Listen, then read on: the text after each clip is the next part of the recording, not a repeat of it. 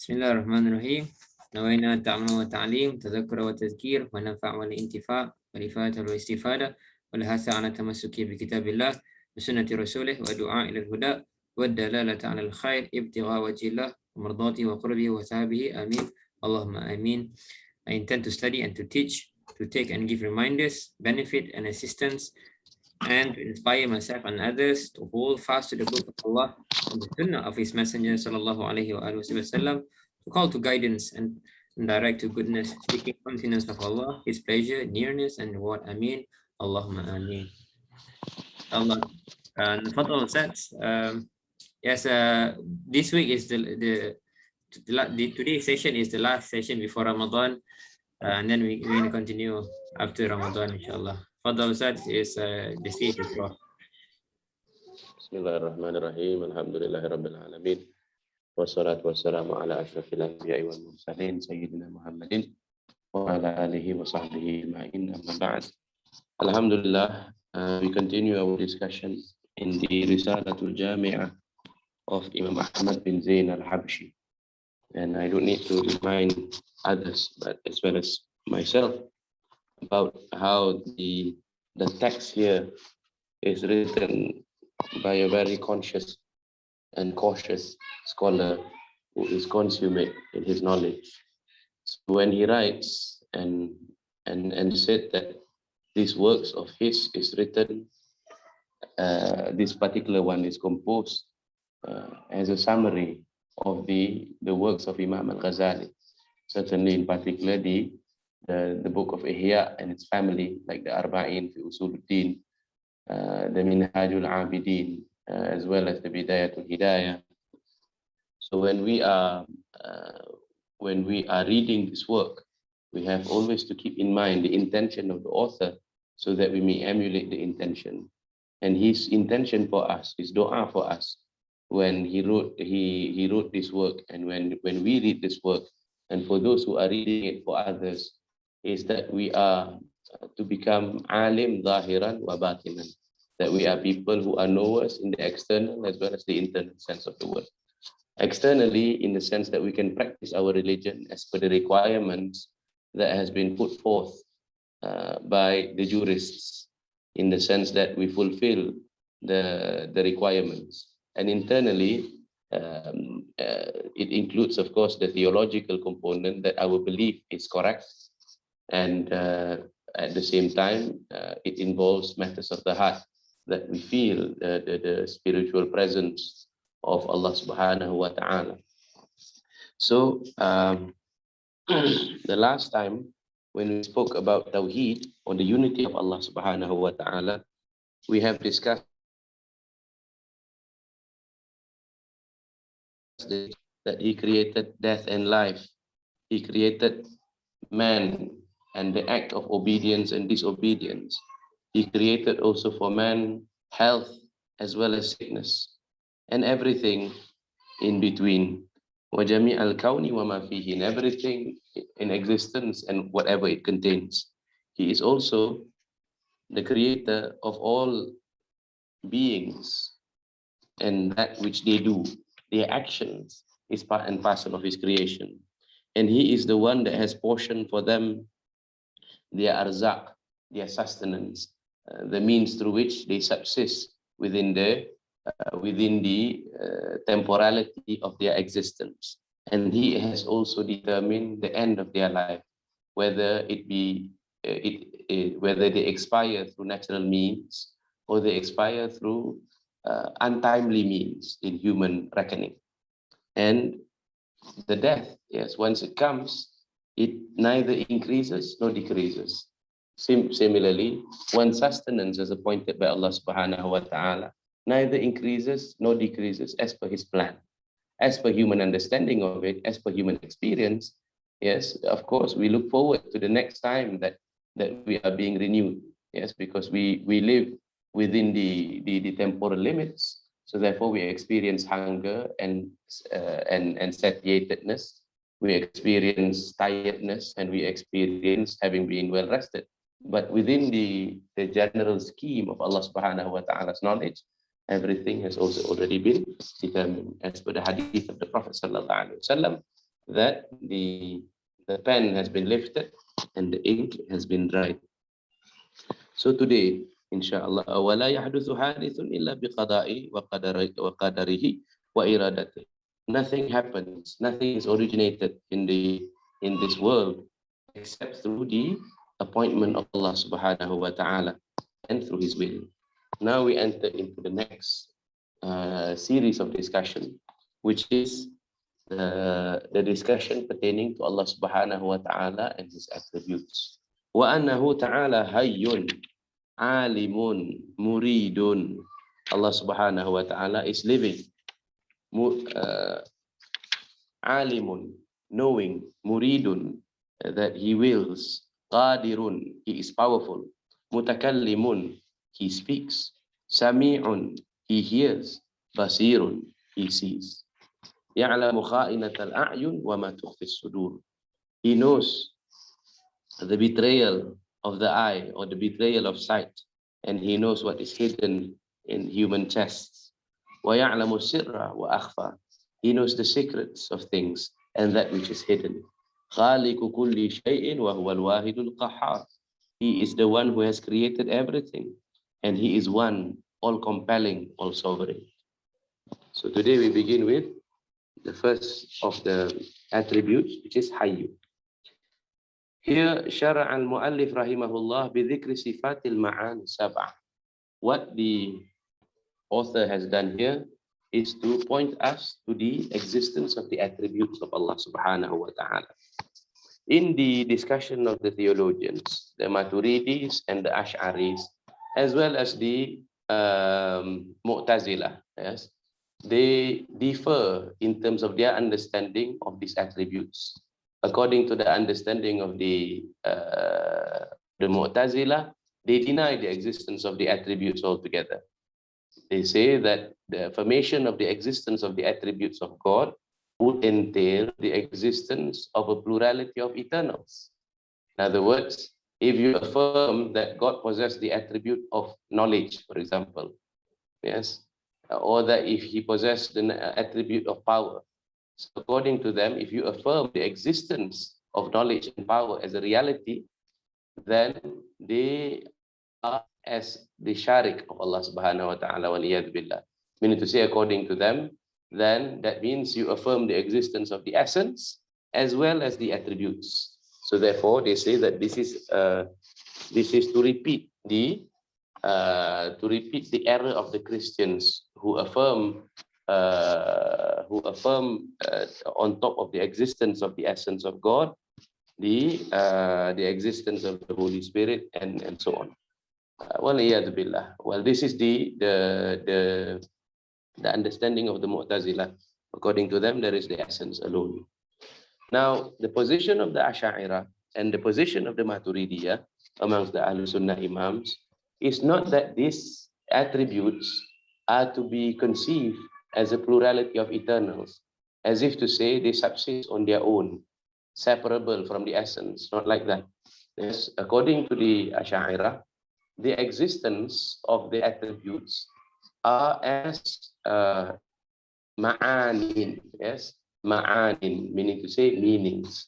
Now this word ma'na in Arabic is very interesting, because to say that somebody possesses something in ma'na, yes, is to distinguish the meaning again from somebody who possesses something in form. Yes, let us say a person who lives, let us say, from his school, the distance is maybe 500 meters, yes, 500 meters. And then another person who lives from the same school, the distance of, say, 10 kilometers. The person who lives 10 kilometers away possesses a vehicle, yes, let us say a car or a motorbike, yes, that he can use to arrive at the intended school. So the form of the vehicle in this case is a motorbike, yes, with 2 wheels, or a car with 4 wheels. Now this person who lives 500 meters away, or maybe less, let us say 100 or 200 meters away from the school, he may not possess a vehicle to arrive at the school in form. Yes, يعني في الصورة ولكن في معنى, but in the reality, in a purport of that, yes, in meaning, he possesses a means to arrive at his intention. Or let us say, the distinction between meaning and form is understood in another way. Let us say that a person possesses together in his household a spoon, a fork, and a knife.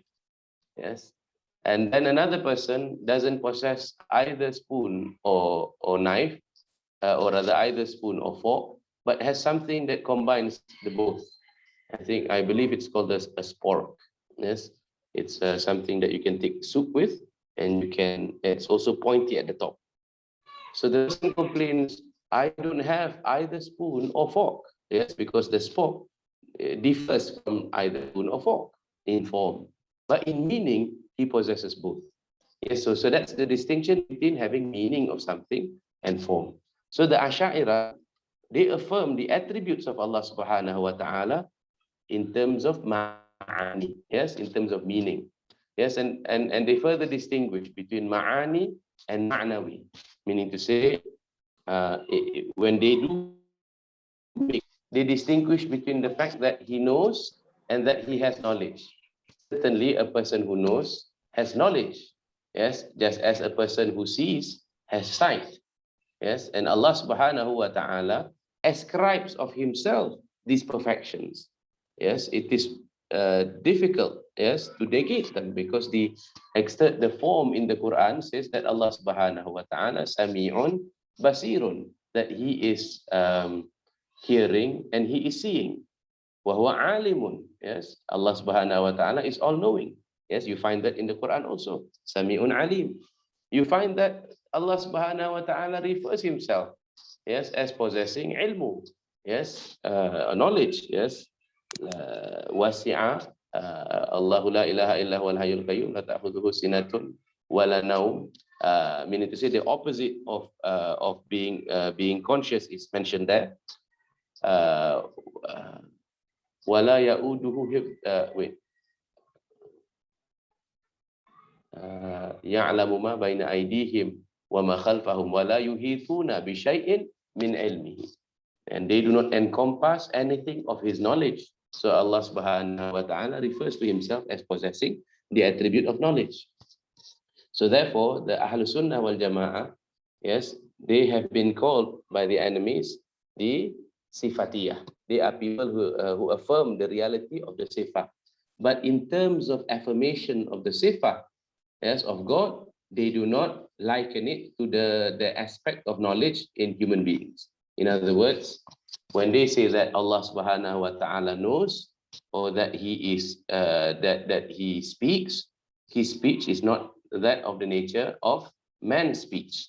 Like in the Aqaid an-Nasafi, it was clarified that Allah speaks through his attribute of speech, and it is not of the type or the kind that requires, if written than alphabets, nor is it that requires a sound. Yes, unlike human speech. Yes, and as for his knowledge, yes, it was not preceded by ignorance. It was not preceded by ignorance, nor is it conceivable that it can be removed from the essence of Allah subhanahu wa ta'ala. So therefore, the Mu'allif is now speaking about the sifat, the attributes, yes, al-ma'ani, al-sab'ah, that in meaning, yes, or in Professor Zaini's translation of the Lata'if, which he shared with us recently, he prefers to use the word positive attributes with regards to the ma'ani, positive attributes. What does positive mean? Not in the sense of optimism, not that type of positive, not the opposite of negative.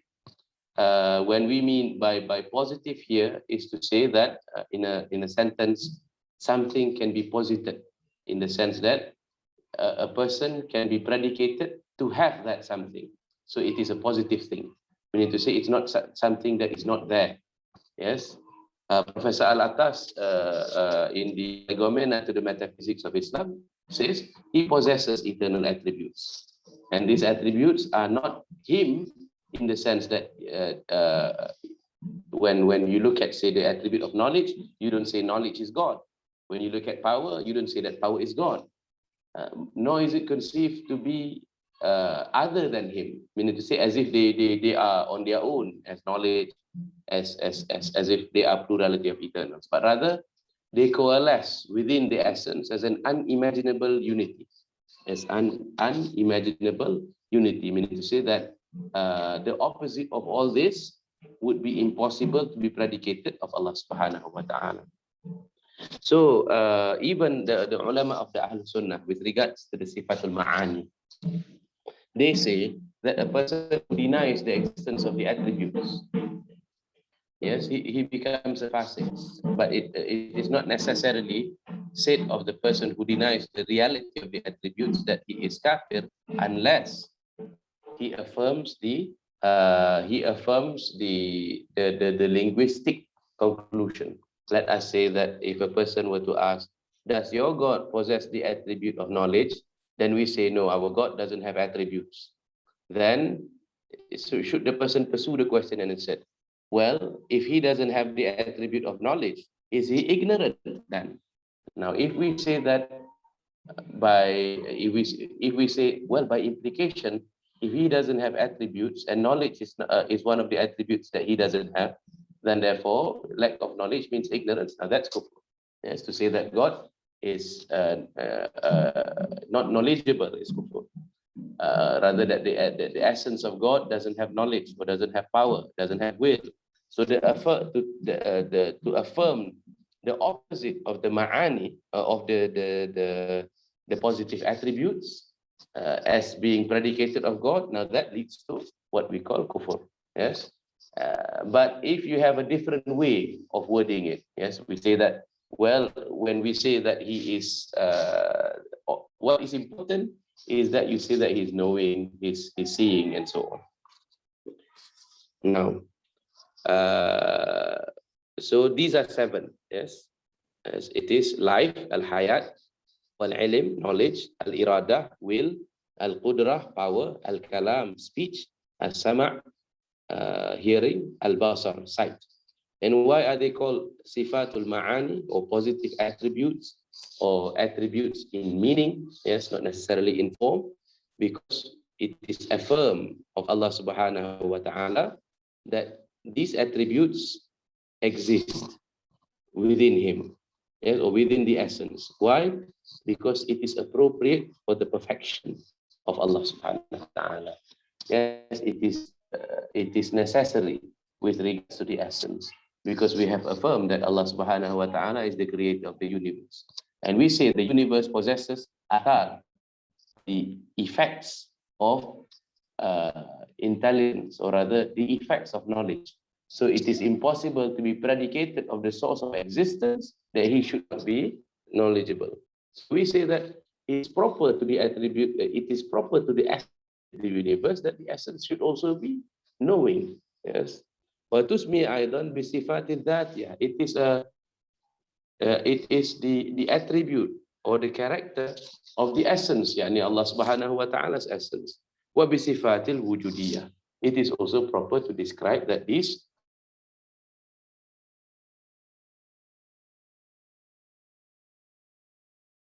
attributes which is qa'imatin bimawsuf, that subsists within that which is described, yani Allah subhanahu wa ta'ala, mujibatin lahu hukman, that it is wajib, it is necessarily predicated of him, yes, kakaunuhu qadiran, yes, like he's being described as powerful, he's being described as knowledgeable. So therefore, if he is knowledgeable, he must possess knowledge. If he is powerful, he must possess power. Yes.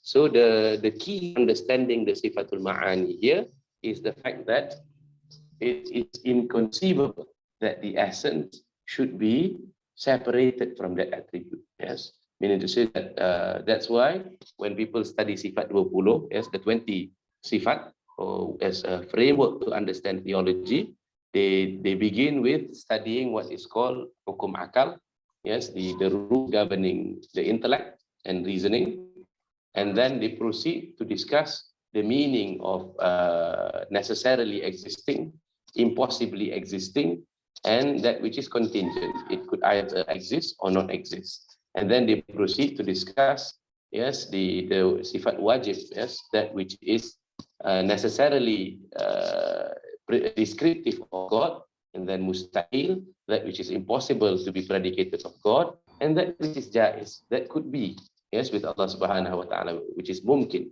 which is possibly predicated of Allah subhanahu wa ta'ala.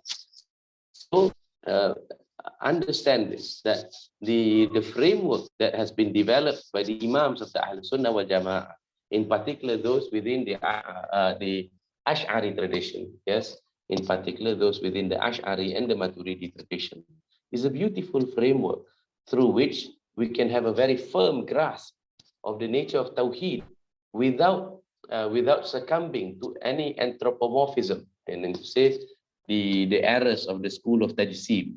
What is the errors of the school of Tajsim? They are people, the anthropomorphists, those who liken God to his creation due to not possessing a sound framework to this highly abstract discussion.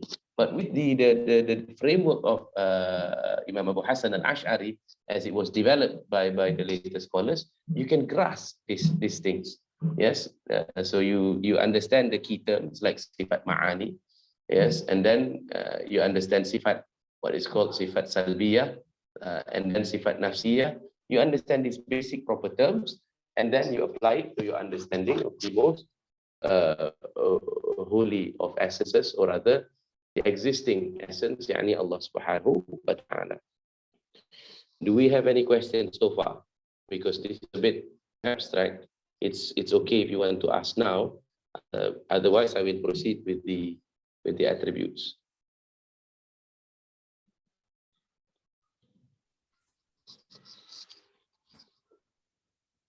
Okay, if no questions, we can continue, inshallah.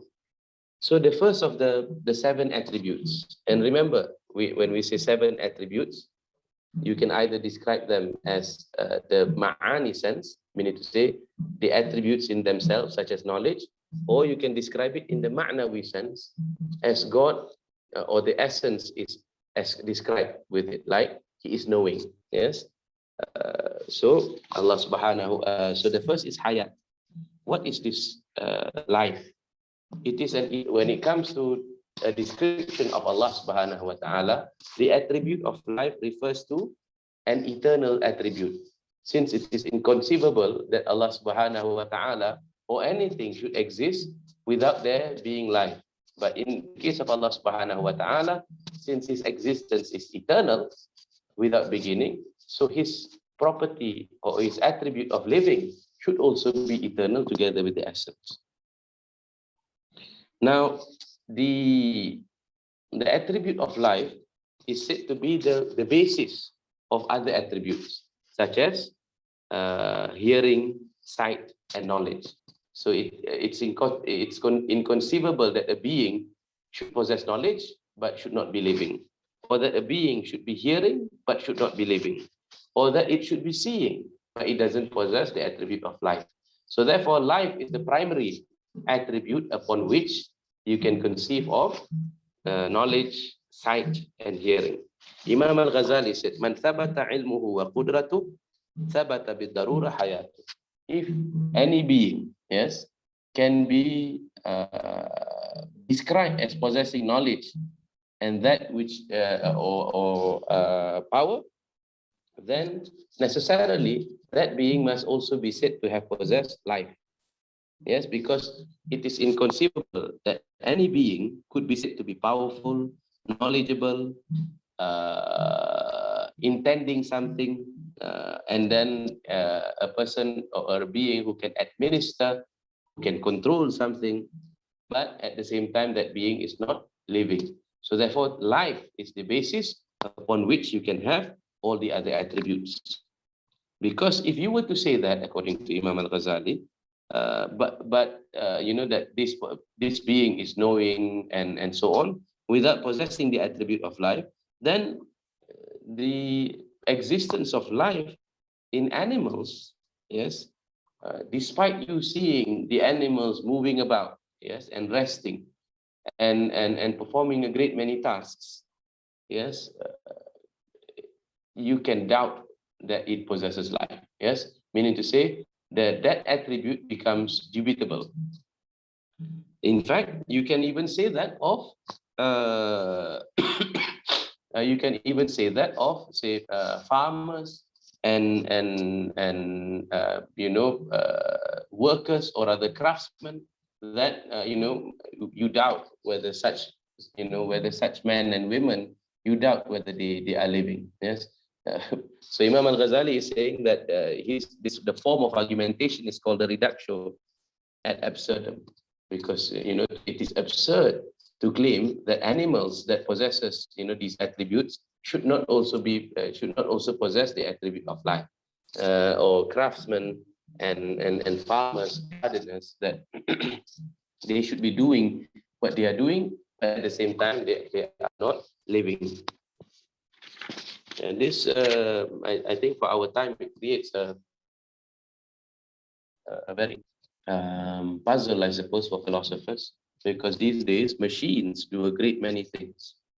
Yes, machines can be said to do a great many things. There are, in fact, these days it's becoming more popular to speak about what is called artificial intelligence, just as you speak about artificial life. Does it negate Imam Al-Ghazali's argument? Yes. Does it negate Imam Al-Ghazali's argument that which is possessing of movement and energy and action must also possess life? Because you see, that printers can not a person who works in the printing shop, but the printer, the machine, yes, that printers can perform, say, certain tasks, and you have other things that are machines, like robots, or things that uses AI. They can perform tasks which animals can also perform, or man can also perform, but they are not said to be living. Well, we say the answer to this is that just as that there is a distinction between artificial intelligence and real intelligence. Yes, there is a distinction between artificial knowing as well as true knowing. Certainly, there is the distinction between artificial life and real life. Yes, artificially, yes, that machine can be said to possess life, but we say a principle of movement. But that movement is not the same as the movement of living beings. Yes, life, you can say, like a robot or any machine that runs on batteries, say if the battery were to run out, is it the same like, when your energy or when your life runs out? Well, it's different, because the principle of within beings is created by Allah subhanahu wa ta'ala, is given by Allah subhanahu wa ta'ala. It is not merely, an organismic principle, or rather a matter of coordination and organization of the cells and so on. There is life as an attribute is still a mystery, even to the scientists and the philosophers. But at the very least, yes, we say therefore that. But even in the artificial discussion, yes, you still talk about, yes, the so-called life in the artificial sense as the basis of the artificial intelligence, meaning to say that there must be some form of power or energy that is the basis upon which you can have the simple or complex artificial intelligence and artificial actions. Second to that is this notion of alim. Yes, that Allah subhanahu wa ta'ala is knowing. So he possesses the attribute of knowledge. What is the attribute of knowledge when it comes to God, Allah subhanahu wa ta'ala? It is an eternal attribute. And this eternal attribute of Allah subhanahu wa ta'ala, it encompasses every known thing. Yes, encompasses, yes, in a manner that that surrounds, that encompasses the totality of that which is known. Yes, ala ma huwa alayhi duna sabaqal khafa. And it is in a manner that it is not preceded by ignorance of the reality of things. Yes, unlike, with human beings, isn't it? You have a child who's growing up, either you have a son or a daughter. When she or he was a baby, you didn't know certain things about him or her. You can imagine what she might be like when she grows up. Yes, or when he grows up. But how would you know, how she would be like when she's a teenager, when she's an adolescent, and then when she's a young adult? Yes, her personality. And those things you come to know as a result of observation, as a result of learning. So there is a moment in which these things were not known to you. Even your very own life, yes, you don't know at some point, whether you are going to meet a certain person. And then at some other point, your life becomes unimaginable without the person. So there was a period in which these things were hidden, and then you come to know them. But with regards to Allah subhanahu wa ta'ala, He has always known all these things without the precedence of ignorance, without observation, and without study, yes, to know the realities of things. Yes, and then it is also in a sense that encompasses all known aspects of the thing, as well as what is unknown to other beings. Because we may know a person to a certain level, yes, because we can never really know any person, even ourselves, yes, in the encompassing sense. And we may think of ourselves as being very patient person, but who knows, one day in a long queue, and then somebody cuts the queue, we suddenly feel anger to the extent that we cannot control it. Now that is something we discovered about ourselves. So therefore, it is our knowledge of ourselves is not encompassing. We may have a good idea based on previous observation, but there remains aspects of yourself that you do not know completely about, not to say other people and other things. But Allah subhanahu wa ta'ala, huwa ali alimun, yes, He is all knowing of all ma'lumat, of all things which can be known. Muhitun bi kulli makhluqat. He encompasses all creation, all of His creation. Nothing is omitted from His knowledge, even to the size of an atom, be it in the heavens or upon the earth. He even knows, yes, the smallest dark or black colored ant upon a small black stone in the darkness of the night. Yes, He knows asir, He knows the secrets of things, and that which is even more hidden than the secret. Yes, and He is, or everything is evident to Him, from the external to the internal. He knows the movements of the whisperings of your heart. Yes, harakatul khawatir, wa khafiyatul sarair. He knows that which is hidden from the secrets of men. Yes, bi'ilmin qadim, through a knowledge which is eternal, without beginning.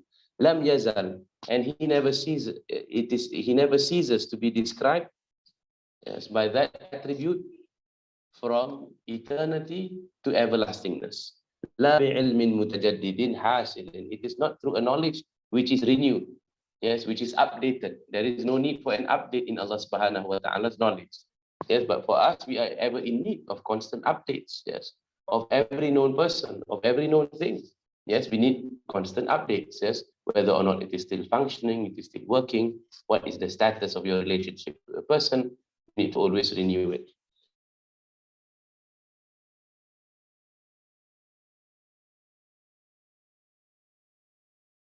Yes, through displacement and so on.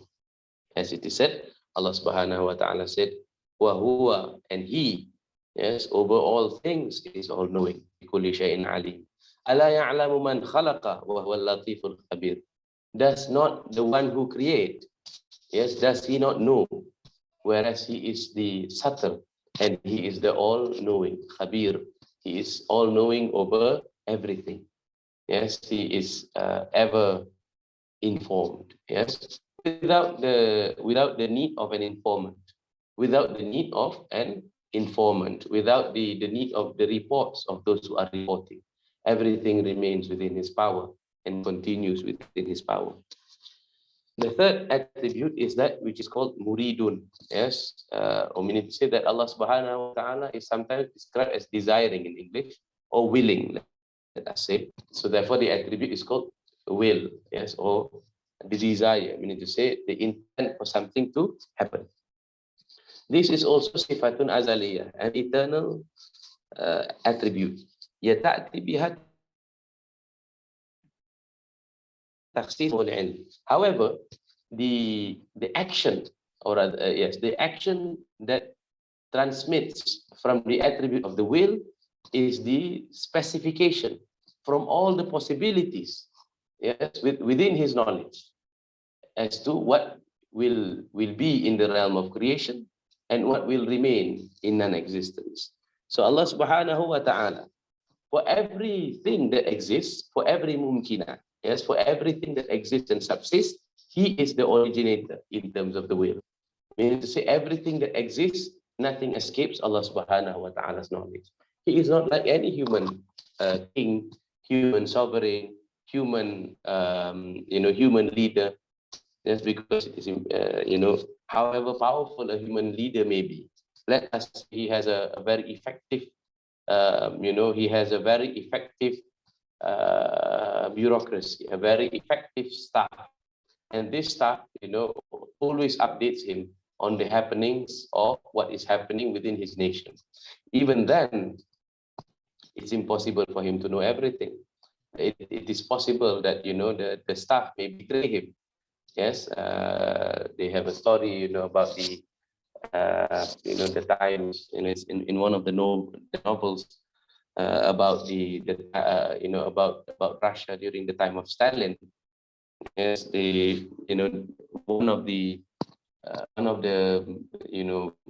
activists who fought for communism in Russia, who knew Stalin, who has an idea of Stalin from his youth, or who observed propaganda about Stalin, was surprised that they were forced to undertake certain tasks. They said that Comrade Stalin, must not know this. Surely, if he had known this, he wouldn't allow for these things to happen like that. But this sort of thing, as these weaknesses when it comes to mankind, is impossibly predicated of Allah subhanahu wa ta'ala. Because not only does He know everything that happens is also that which follows His will. Naam. فَلِلَّهِ تَعَالَى مُرِيدٌ لِأَفْعَالِ. Allah subhanahu wa ta'ala is the for every action of Allah subhanahu wa ta'ala that has been undertaken, He is the one that desires the action, or He wills the action. فَلَا مَوْجُودٌ. So nothing exists. إِلَّا وَهُوَ مُسْتَنِدٌ إِلَى مَشِيئَتِهِ. Nothing exists in this realm except that Allah subhanahu wa ta'ala is the source of its coming into being, its remaining into being, its disappearance from the realm of being. وَصَادِرٌ عَنْ إِرَادَتِهِ. And it proceeds from His will. فَهُوَ الْمُبْدِئ. He is the beginner, or rather He is the source of everything that happens. And He is the one whose will is not, let's say, frustrated. So nothing proceeds in the realm of mankind and in the realm of the angelic beings, either little or a lot. Yes, either little or a lot, in the sense that the flowing of rivers and oceans, but also the flowing of and the falling down of rain. But at the same time, even the drop of dew in the morning, however little that may seem, except that it is willed by Allah subhanahu wa ta'ala. Yes, even the cracks in the mountains, yes, and the cracks in the sand, and even every seed, yes, as it proceeds in the principle of growth. These are all min mashi'atillah. These are all from the desire and will of Allah subhanahu wa ta'ala. Whether it be good or bad in the judgment of mankind.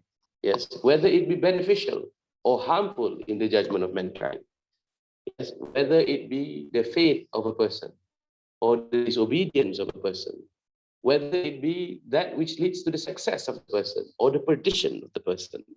Whether it be obedience or disobedience.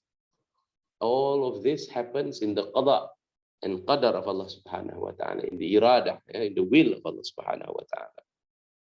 And hukum, and the judgment of Allah subhanahu wa ta'ala. Wa mashi'ah, and the desire and will of Allah subhanahu wa ta'ala.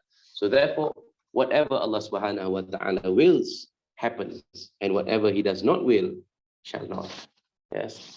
In other words, this is why, yes, the effect of this in the believer is it is the production of the experience of rida.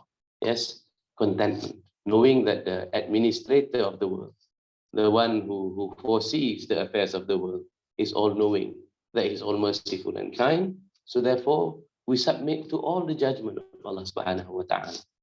Yes, we do not experience, we do not act with something impatiently. We bear with patience that which we do not know the wisdom behind. We bear patiently that which we cannot content ourselves with.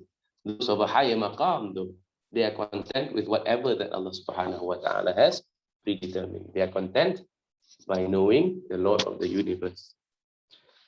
Allahu Akbar. Allahu Akbar. Yes, that's why one of the prayers taught by the Prophet is also part and parcel of Wirdul Latif. Yes, Allahumma ma asbahabi min ni'matin aw bi ahadin min khalqik. Yes, oh my Lord, yes, whatever that whatever ni'mah, yes, whatever blessing, whatever grant or whatever gift that you have given me or any of your creation, aw bi ahadin min khalqik, any of your creation, yes, asbahabi min ni'matin aw bi ahadin min khalqik minka. They are all from you, Allah subhanahu wa ta'ala. Wahdak, yes, you in your uniqueness. La sharika lak. There is no partners. Meaning to say there is no one who shares in the giving of that, in the determining and the portioning out of that gift. Yes, wahdaka la sharika lak. Yes, falakal hamdu wa lakal shukru ala dhalik. And I give you praise and I give you thanks over that. And this dua is said to be one of the most powerful cures if you suffer from hasad, if you suffer from envy, which is excruciating, which devours the your good actions, or rather which devours your ajr, your reward from Allah subhanahu wa ta'ala, and you do not like the feeling that you should envy someone, should be repeating this dua a lot. Yes, because hasad, yes, envy is the feeling of unease, the feeling of hatred, yes, over a ni'mah, over a blessing that is given to another person.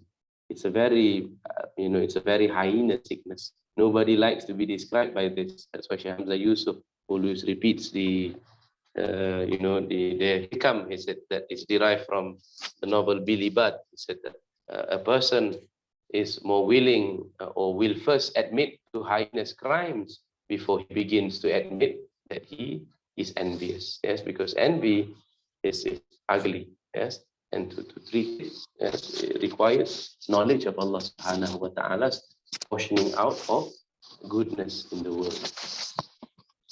Now, that which follows from this is his attribute of power, qudrah. Yes, there is a distinction between willing and power. Yes, will is the desire for the existence of something or its non-existence, or the performance of something, its non-performance. That's irada. Yes, a person may have irada. And look at the arrangement of subhanallah, Ahmad bin Zein al-Habsyi. He begins with life.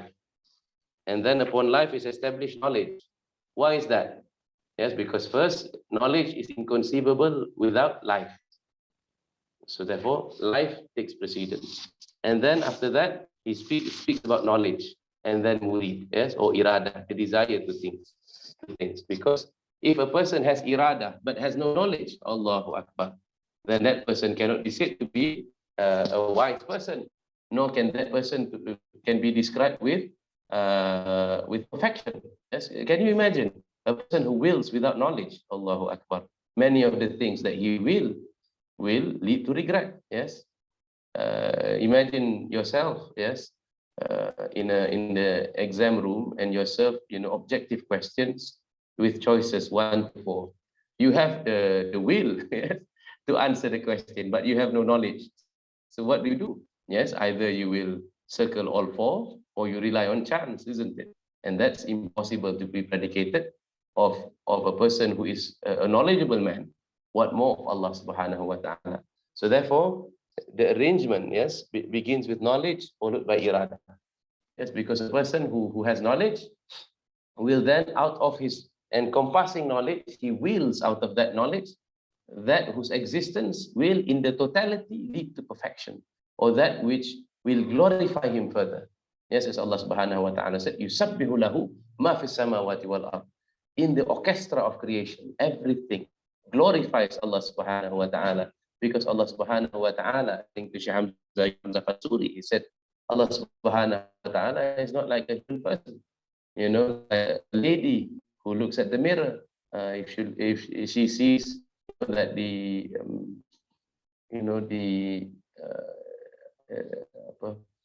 arrangement is not to her liking, then she changes the color of the cheeks, yes, or she heightens certain aspects, or she trims certain aspects.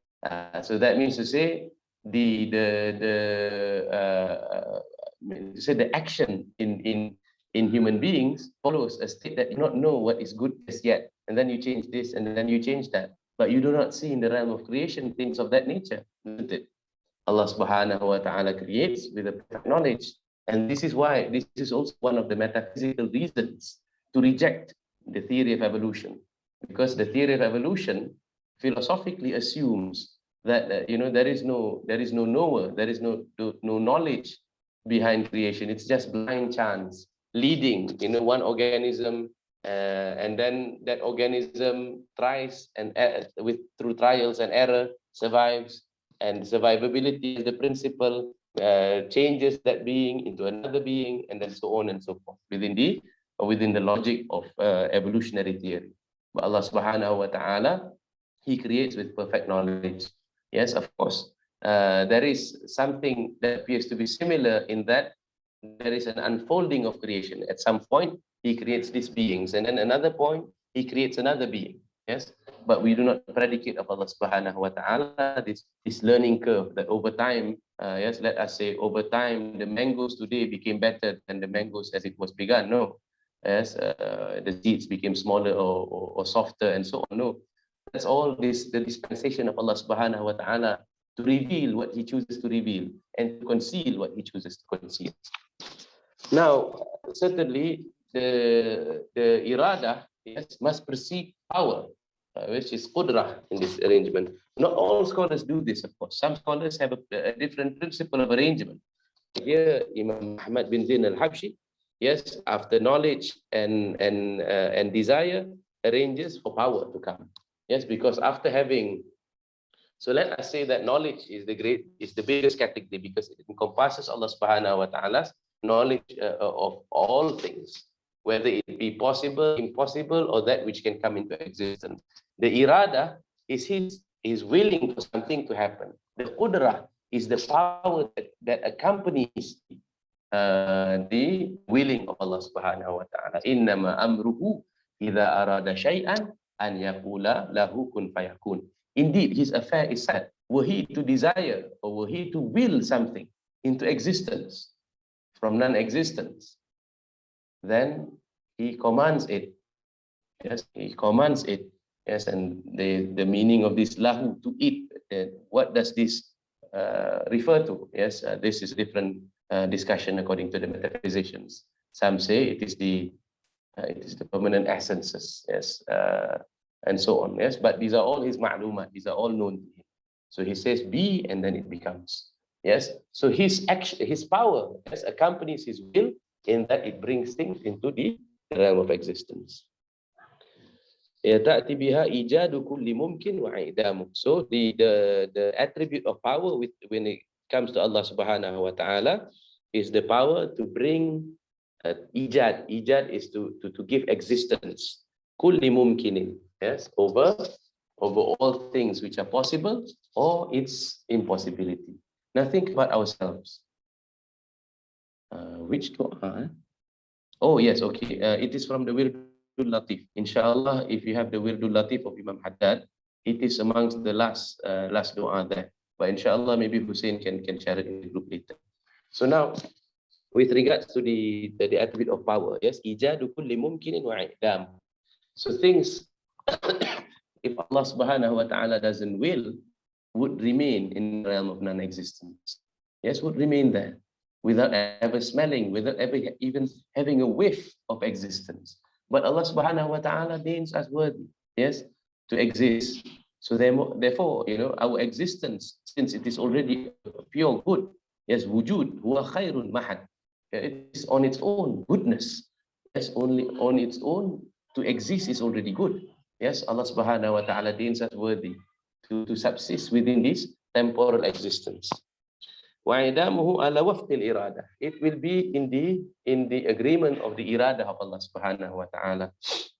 As what He wills is that which comes into being. Imam al-Ghazali said, لِأَنَّ الْعَالَمَ مُحْكَمْ فِي صِفَاتِهِ مُرَتَّبْ فِي خِلْقَتِهِ وَمَنْ رَأَى ثَوْبًا مِنْ دِيبَاجِ حُسْنٍ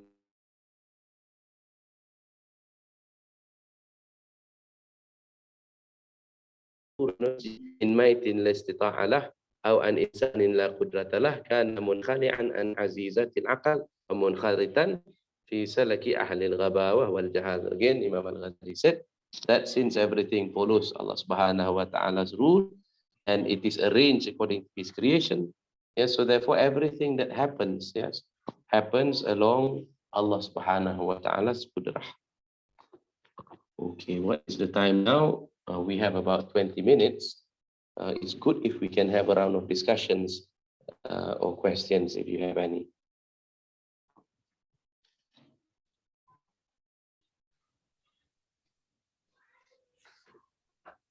Jazakumullah khair, Ustaz.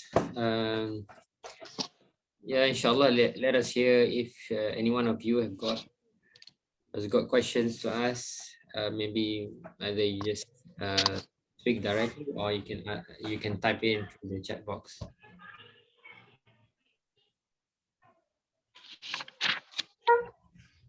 Ustaz, may I ask the sifat ma'ani? Yes. I don't really get it just now. If it's in bahasa sifat wujud bila terbuka hijab kita, sifat ma'ani. Okay. Yes. Thank you. So that's one of the descriptions of sifat ma'ani. Because the Ahlus Sunnah wal Jami'ah, Imam Abu Hasan al-Ash'ari describes that these attributes are real. Yes, these attributes.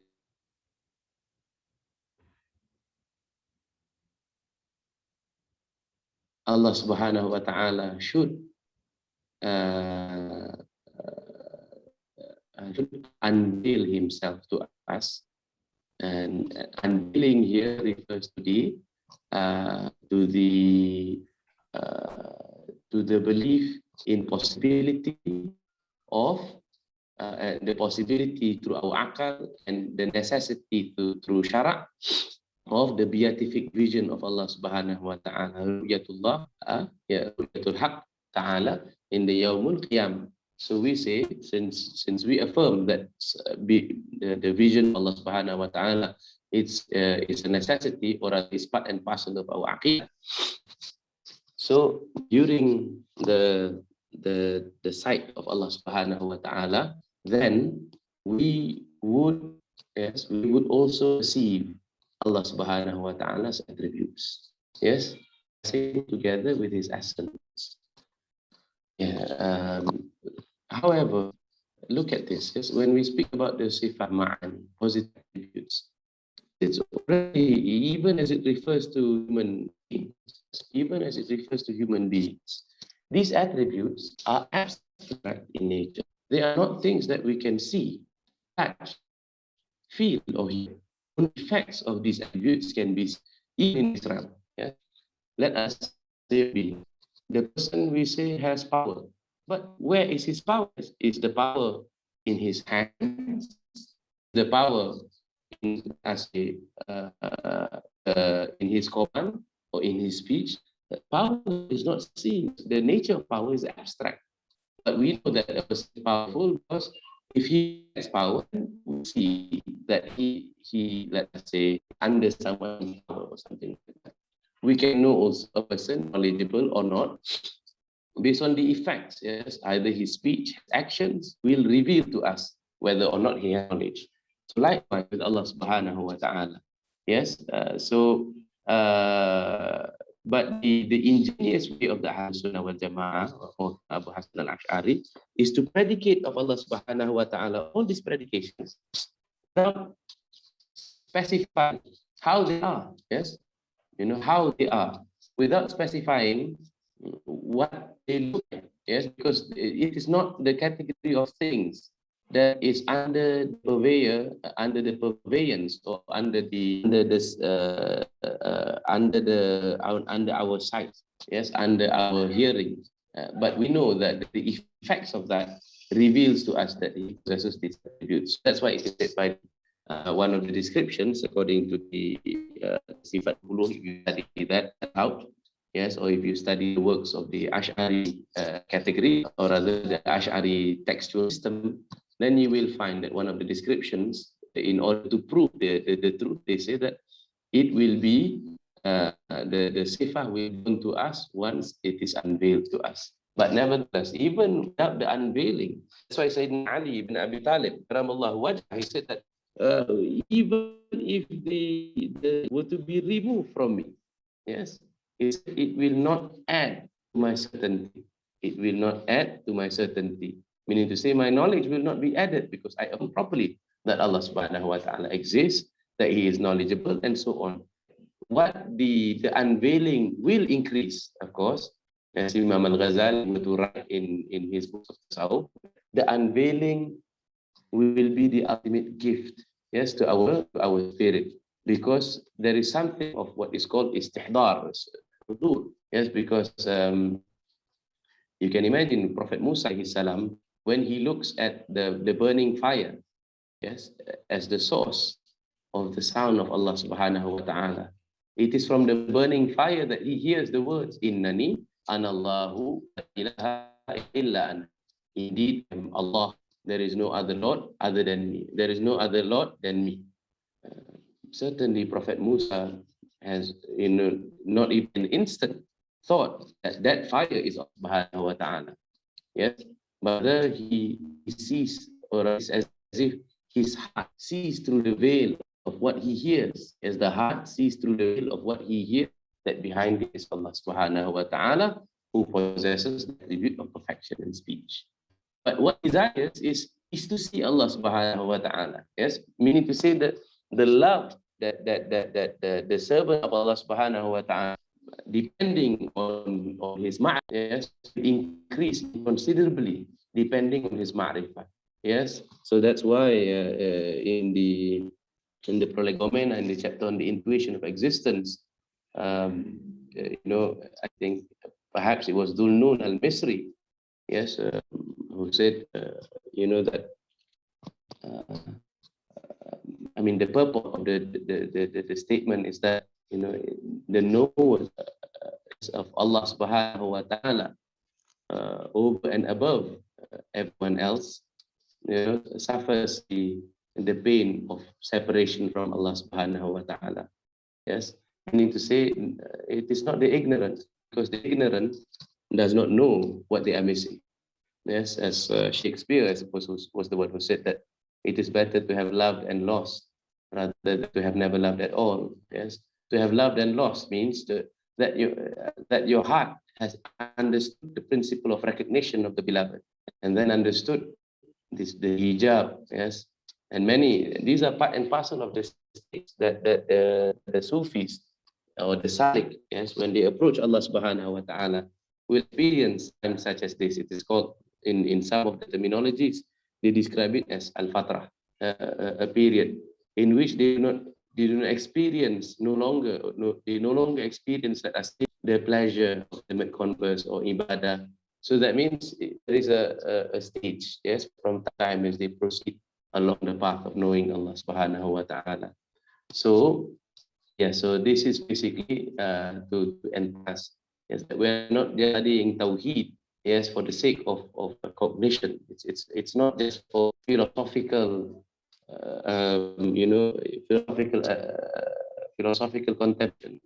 What Aristotle thought was the highest happiness. According to Aristotle, he said the highest form of happiness is contemplation of philosophical truths. He has nothing, yes, if he says that, because the highest form of happiness is ru'yatullah fil akhirah. Ru'yatullah fil akhirah. But in this world, it is ma'rifatullah, knowledge of Allah. And ma'rifah when we speak about ma'rifah, from the word arrafa, to impose limits upon it, to specify something. The more you know that something, especially if that thing unveils, or that being unveils his beauty to us gradually, the aspects of beauty. Since we affirm the reality of the attributes, we understand that Allah is the source of all beauty. And one of the attributes of Allah subhanahu wa ta'ala is as-salam. Subhanallah, just this description, we know that it is not of human making. If he predicates of himself as-salam, that means he is free from any imperfection, free from any lacking. We know of any beautiful thing on earth, since it is a mere reflection of that which is most beautiful and possesses but a tiny portion of that, or rather just a whiff of that, not even a whiff perhaps, I mean a smaller percentage of that whiff. Yes, imagine the source of all that beauty is Allah subhanahu wa ta'ala. Yes, and of his beings, the one that he has endowed with the most beauty is the Prophet Muhammad sallallahu alaihi wasallam. I suppose it's good also that you have started with this question. If there are no other questions, it's a beautiful reminder about the coming of the month of Ramadan. Allah subhanahu wa ta'ala said that in the first night of Ramadan, yes, Allah subhanahu wa ta'ala will be looking, yes, will be looking at his creation.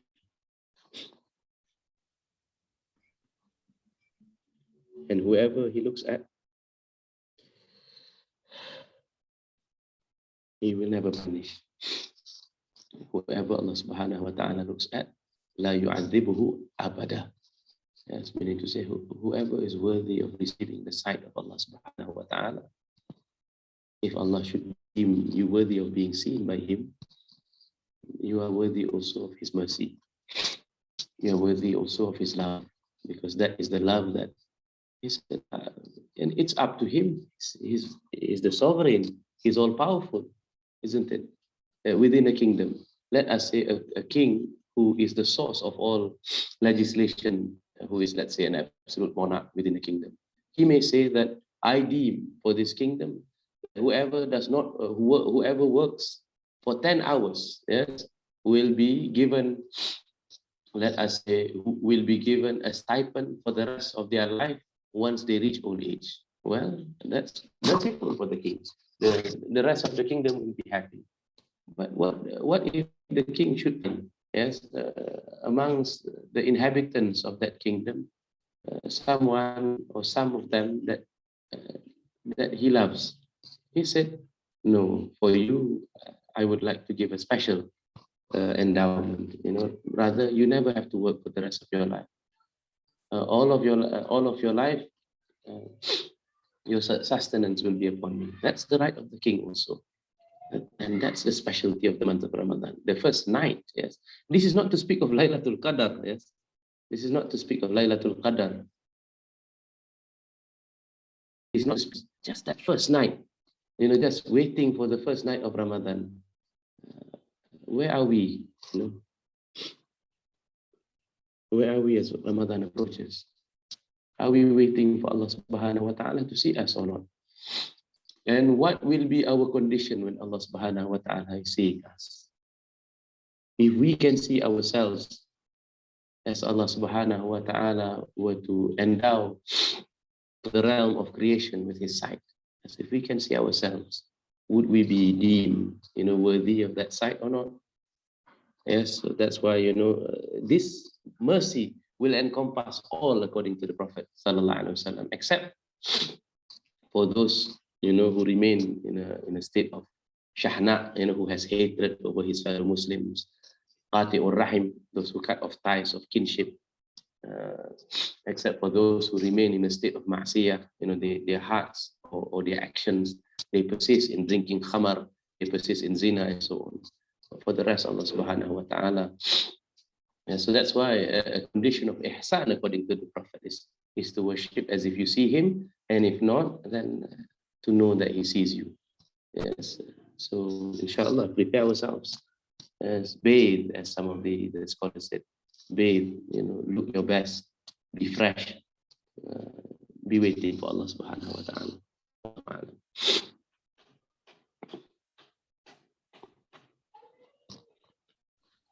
Thank you very much, Ustaz, for the lessons, for today's class as well, and for the reminders of Ramadan. May we get benefits from all this.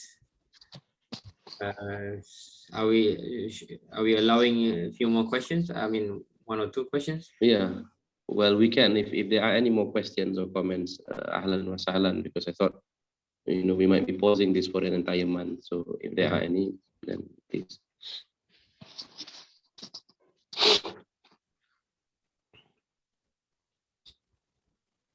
If there isn't, it's okay also.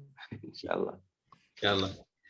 Khair Ustaz, Jazakumullahu khair again for everything. Inshallah, we hope to see you again after Ramadan, during Shawwal, inshallah, maybe. And yeah, I mean, I said before we're gonna have 8 sessions, but I think it's never gonna be enough with 8 sessions. So let us see, maybe we can continue for a whole year, inshallah. Can we end the session with your dua, Ustaz? Inshallah. Bismillahirrahmanirrahim. Al-Fatiha bil qabul wa tamami kulli su'lin wa ma'mul wa salahi sya'ni zahira wa batina siddin dunya wal akhirah.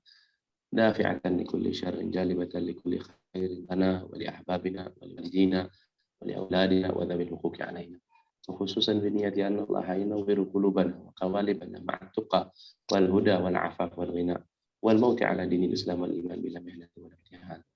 وخصوصا بنية أن الله يبارك لنا في هذه رمضان، يبلغنا رمضان ويبارك لنا فيه في أيامه ولياله، وبأن الله يجعلنا من الذين قام برمضان إيمانا، يعني تصديقا به واحتسابا، يعني خشوعا له، استقامة فيه في عبادته، وبأن الله يرزقنا شيء من ليلة القدر، من آخر ليلة القدر، وأن الله يرزقنا المغفرة ورحمة وعتق من النار، وأن الله ينظر إلينا بنظرة الرحمة، بأن الله ينظر إلينا بنظرة الرحمة، بأن الله ينظر إلينا بنظرة الرحمة، يحفظنا وأحبابنا، وأن الله يختم لنا بالحسنى، وأن الله يرزقنا محبة له ومحبة لدينه، محبة لأحبائه، ومحبة لنبيه محمد صلى الله عليه وسلم، وبأن الله يجعل آخر كلمتنا كلمة لا إله إلا الله، أن الله يتقبل منا قيامنا وركوعنا وسجودنا ودعاءنا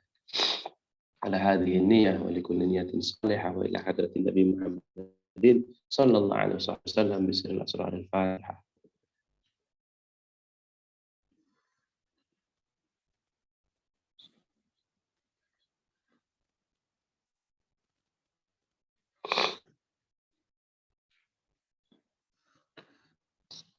Inshallah. Thank you, everyone. If you're all available, we will meet, inshallah, on Saturday. You have to find out from the fellows or to register. Inshallah. Thank you, Ustaz. Inshallah. We'll see you on Saturday then. Assalamualaikum. Okay, then. Waalaikumsalam. Terima kasih Ustaz. Ramadan Karim. Great. The same, inshallah. All right.